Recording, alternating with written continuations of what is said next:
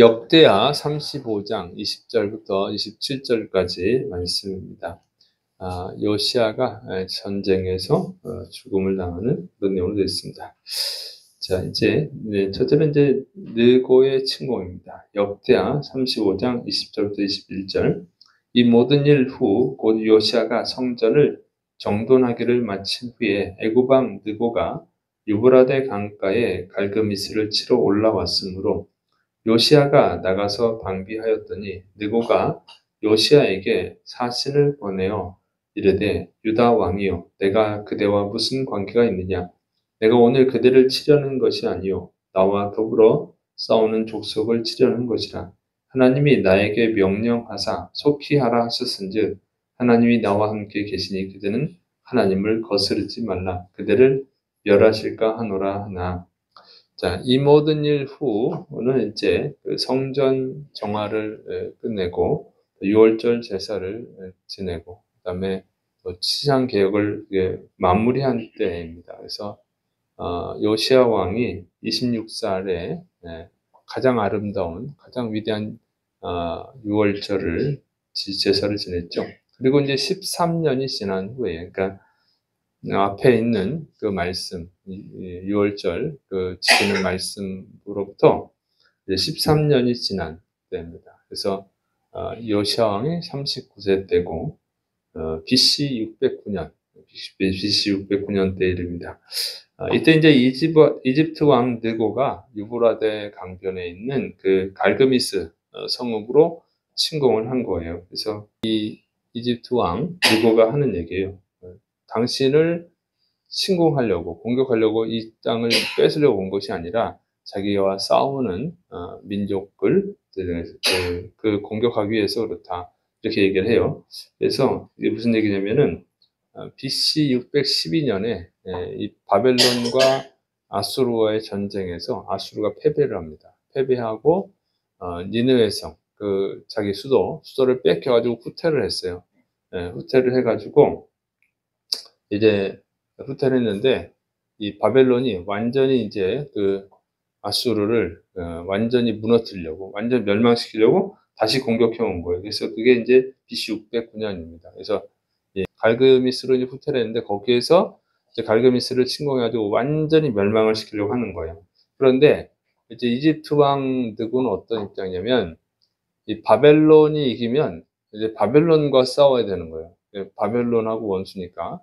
그래서 아수르를 돕는 거죠. 아수르가 이겨야 자기 이제 나라가 안정되니까. 그래서 이집트 왕은 이제 아수르를 도우려고 온 거예요. 그런데 요시야 입장에서는 어떻게 되면 아수르가 계속 침범했잖아요. 그 히스기야 왕 때도 거의 남유다를 멸망시키려고 했고, 그러니까 이제 이 아수르를 도우려고 하는 이집트 왕 느고를 막는 거죠.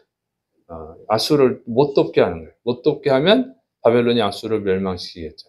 그러면 아수르가 멸망하면 이제 유다는 안전하게 되잖아요. 그래서 막으려고 한 거예요. 그래서 이제 막으려고 하니까 그것은 이집트 왕 느고가 하나님의 뜻이다. 하나님이 명령해서 내가 온 것이다. 그러니까 나를 막으면 당신이 하나님을 대적하는 것이니까 당신이 하나님께 멸망받을 수 있다. 이렇게 경고를 합니다. 그런데 요시야는 그 말을 듣지 않죠. 그리고 요시야가 이제 전사하게 됩니다. 역대하 35장 22절부터 24절.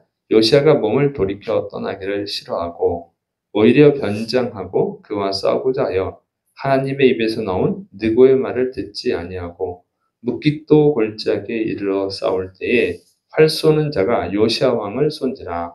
왕이 그의 신하들에게 이르되 내가 중상을 입었으니 나를 도와 나가게 하라. 그 부하들이 그를 병거에서 내리게 하고 그의 버금 병거에 태워 예루살렘에 이른 후에 그가 죽으니 그의 조상들이 묘실에 장사되니라. 온 유다와 예루살렘 사람들이 요시야를 슬퍼하고. 그래서 이제 이집트 왕이 경고를 했지만 요시야는 자기 나라를 안전하게 지켜야 되니까 그것을 듣기 싫은 거예요. 그래서 근데 그게 하나님의 뜻이라고 했거든요. 하나님의 뜻이면 순종해야 되는데 요시야가 하나님의 뜻인 줄 몰라서 그랬을까? 그런데 보면 이제 변장을 한 거예요, 변장. 이 변장을 하고 전쟁터에 나갔다는 것은 그것이 이제 하나님의 뜻이라고 하는 것을 알았다는 거예요. 이집트 왕 느고가 했다는 말이, 이집트 왕 느고가 한 말이 거짓말이 아니라 정말 하나님의 뜻이라는 것을 알았던 거죠. 그럼에도 불구하고 이제 하나님의 뜻에 순종하지 않으려고 했던 거죠. 그러니까 아합 왕이 이제 아람하고 전쟁할 때 어떻게 하냐면 미가야 선지자가 당신 전쟁터에 나오면 죽습니다. 그러니까 다른 이제 시드기야 가짜 선지자하고 400명은 전쟁터에서 이긴다고 그럴 때 아합이 미가야가 진짜 선지자인 건 자기도 알죠. 그러니까 변장하고 나가잖아요. 변장하고 나갔다가 죽었는데 똑같이 그렇게 된 거예요. 그래서 이 변장하고 나갔다는 것은 하나님의 뜻인 것을 알았음을 보여주는 것이죠. 그런데 나라에 대한 그 사랑이 강해서 이 아수르가 다시 살아나면 또 유다가 위험해지니까 어떻게든 아수르가 멸망하게 만들려고 이집트 왕을 가로막는 거죠. 그래서 싸웁니다. 결과는 안타깝게 죽은 거예요. 그래서 활에 맞아서 이제 죽게 됩니다. 그래서 이제 이 다른 병거, 버금 병거에 태워서 예루살렘으로 돌아가긴 하지만 결국 죽었어요. 그래서 참 안타까운 죽음이죠. 그래서 이것은 우리에게 이런 걸 가르쳐줘요. 아무리 위대한 신앙이라도 하나님의 뜻에 순종해야 된다고 하는 것입니다. 하나님의 뜻을 거스르면 안 되는 거예요. 그러니까 우리는 아무리 위대해봐야 그냥 피조물이고, 우리가 아무리 거룩해봐야 그냥 죄인인 것이죠. 그런데 하나님은 온 인류를 구원하기 위한 역사를 운행하고 계신 거예요. 그러니까 하나님의 섭리죠. 근데 거기에 어긋나 버리면 이게 틀어져 버리는 거예요. 틀어져 버리면 안 되잖아요. 그래서 안타깝지만 그거는 죽어야 되는 것입니다. 그러니까 하나님의 뜻에 순종하지 않았기 때문에 이것은 우리에게 정말 겸손해야 된다고 하는 경고를 주는 거예요. 조금 신앙생활 잘하고 또 하나님을 위해서 뭔가 좀 대단한 걸 좀 했다고 생각하면 교만해지고 하나님이 나를 얼마나 사랑하는 줄 알아? 이렇게 하는데 그건 아주 위험한 생각이에요. 우시야 왕도 자기가 하나님을 위해서 한 일이 많기 때문에 성전에 내가 들어가서 내가 제사 드릴 수 있어. 이렇게 하다가 나병에 걸려서 죽잖아요. 근데 그래서 성경을 정말 깊이 연구를 해야 됩니다. 그러니까 이걸 모르니까 조금 뭐 교회에서 뭔가 좀 하고 뭐 하나님 기뻐하시는 일 좀 했으면 어깨가 막 이렇게 올라가가지고 그래도 좀 기도 응답 좀 받고 그러면 하나님이 나를 얼마나 사랑하는 줄 알아 뭐 이러고 내가 기도가 하면 다 응답돼 뭐 이런 소리 하고 하나님 까불면 죽어 이런 소리 하고 아주 무식한 거예요. 무식한 거. 그건 하나님한테 엄청 큰 죄입니다. 신성모독인데 그걸 몰라요. 그걸 모르고 또 그런 말을 하는 사람을 진짜 선지자라고 따라다니는 거예요. 너무 무식한 거죠. 하나님에 대해서. 요시야 왕같이 제 생각에 요시야 왕같이 하나님을 사랑하고 하나님을 잘 섬긴 사람이 이 시대에 나올 수 있을까? 제가 볼 때는 없다고 봅니다. 거의 없는 거죠. 내가 하나님을 아니까 뭐 100% 없다 할 수는 없고 요시야 왕처럼 하나님을 잘 섬기는 왕은 이스라엘 역사상 없는 거예요. 그게 굉장히 위대한 신앙을 가졌음에도 불구하고 그 하나님의 뜻에 이제 순종하지 않았다고 해서 하나님이 이제 이렇게 안타깝게 죽게 되는 거죠. 근데 이렇게 하면 좀 너무 심한 거 아닌가 이런 생각을 할 수도 있는데 그런 것이 아니에요. 왜냐하면 하나님은 자신의 독생자 예수님도 십자가에 죽게 하시잖아요. 왜? 인류를 구원하기엔 그게 계획이에요.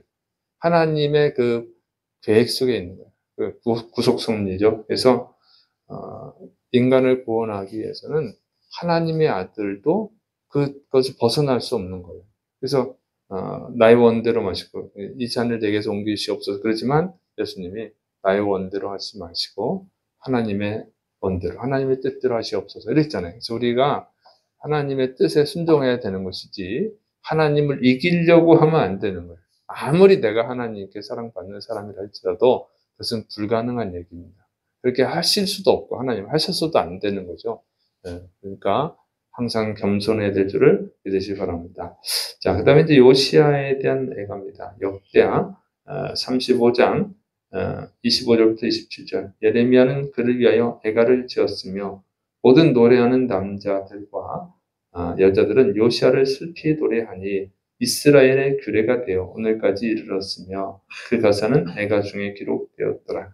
요시야의 남은 사적과 여호와님의 율법에 기록된 대로 행한 모든 선한 일과 그의 처음부터 끝까지 행적은 이스라엘과 유다 열왕기에 기록되니라. 그래서 이제 백성들은 여호시아가 죽었을 때 정말로 슬퍼하고 또 애가 슬픈 노래를 지었다는 거죠.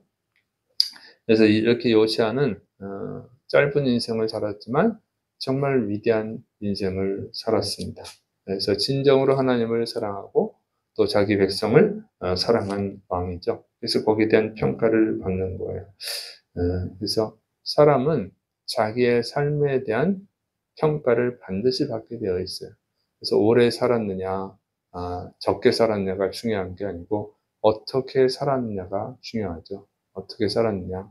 그래서 우리가 하나님의 심판대 앞에 반드시 서게 될 것입니다. 그때 잘했다, 잘 살았다, 잘했다, 착하고 충성된 종이라고 하는 그런 칭찬을 받을 수 있는 그런 삶이 되야 될 줄을 믿으시기 바랍니다. 자, 그리고 이제 요시야는 이렇게 죽어서 안타깝긴 하지만 그런데 이것이 꼭 나쁜 것은 아니라는 거예요. 왜냐하면 이 하나님이 요시야의 죄를 책망한 건 있지만 불순종한 거 그렇다고 해서 그가 정말 악한 왕이냐 그런 것도 아니고 그래서 이게 불쌍한 죽음이냐 그런 건 아니라는 거죠. 왜냐면은 하나님께서 요시야가 평안히 조상들에게 돌아가게 하셨다고 그랬잖아요. 근데 그 평안이 그런 뜻이에요. 유다 왕국의 멸망을 보지 않고 죽을 것이다. 그 얘기예요.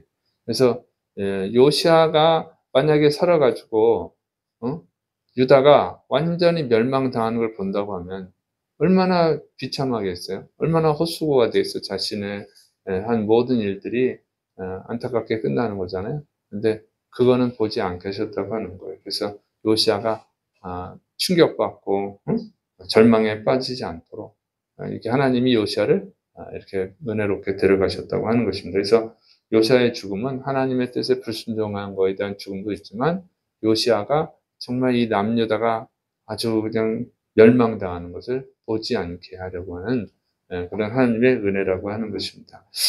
그래서 하나님은 정말 은혜로우신 분이에요. 그리고 가장 좋은 것, 가장 좋은 길로 인도하시는 것입니다. 그래서 인간의 눈으로 볼 때는 안타깝지만 영적인 시각으로 볼 때는 요시야를 위한 하나님의 은혜였다고 하는 것입니다. 그래서 우리가 삶 속에 일어나는 일들에 대해서 그 영적인 이유를 볼 수 있어야 돼요. 그러니까 육신적으로만 보면 정말 낙심되고 그러는데 그런 게 아니에요. 하나님의 깊은 뜻을 볼 수 있어야 됩니다. 그래서 예수님의 죽음은 안타깝지만 예수님이 죽으심으로 우리가 구원받게 된 거잖아요. 그러니까 그런 영적인 면들을 볼 수 있어야 됩니다. 그러면 하나님 은혜 속에서 믿음을 지키고 살아갈 수 있는 줄을 믿으시기 바랍니다.